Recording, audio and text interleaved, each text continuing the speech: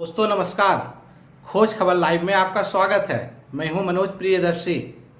राजस्थान की राजनीति रोज रोज नए करवट ले रही है। सचिन पायलट और उनके करीब 18 समर्थक विधायक कांग्रेस में भी हैं और बागी भी बन गए हैं और वो कांग्रेस में ही रहकर अपने वजूद की लड़ाई लड़ रहे हैं। उम्मीद की जा रही थी कि राजस्थान हाईकोर्ट आज इस मामले में फैसला सुना देगा, लेकिन कोर्ट ने फैसले की तारीख 24 जुलाई तय कर दी है।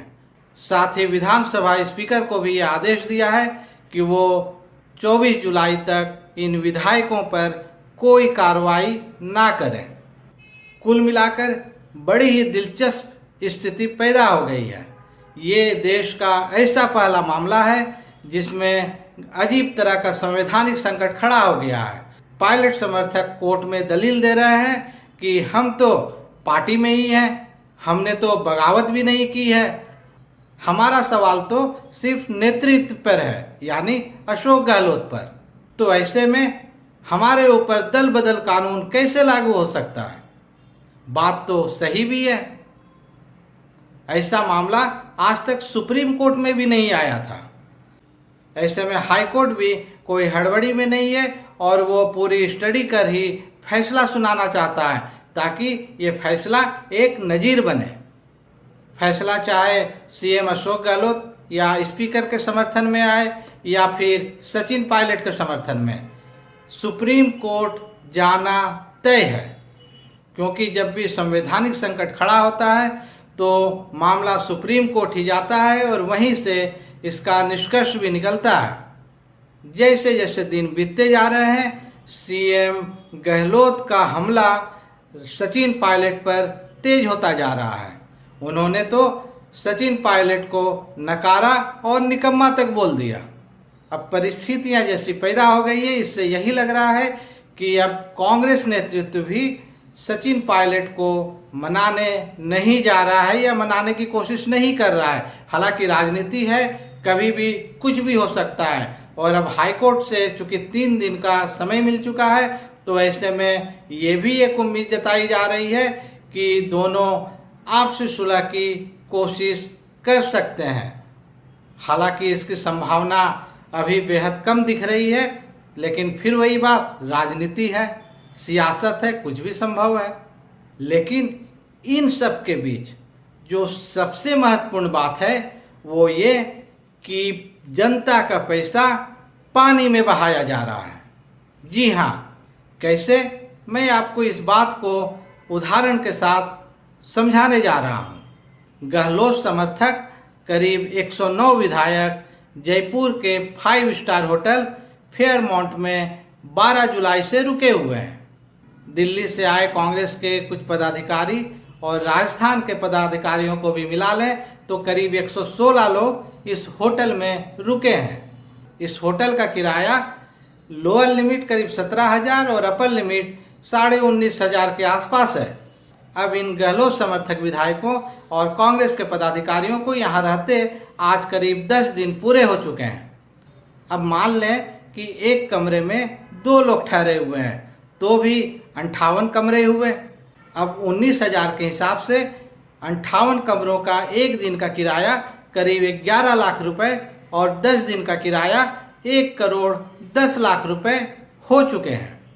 अब ये तो तय है कि 24 जुलाई तक ये सभी विधायक और पदाधिकारी इस होटल में रहेंगे ही, यानी अब 11 लाख 11 लाख 11 लाख यानी 1 करोड़ 10 लाख में 33 लाख रुपए आप और जोड़ लें। अब ये तो रहा गहलोत समर्थक विधायकों का हिसाब किताब।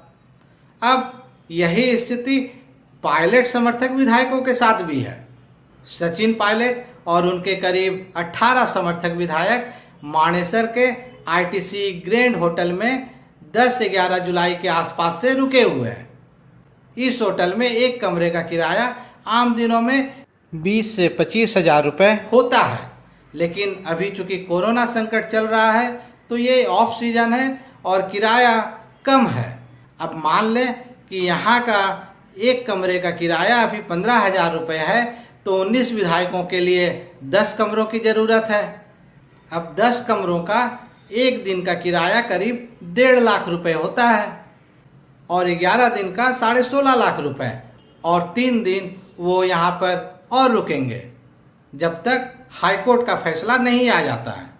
अब आप सोचिए, क्या ये 1.25 करोड़ रुपए की राशि जनता का पैसा नहीं है, आपका हमारा पैसा नहीं है? ये तो व्यर्थ ही पानी में बह रहा है।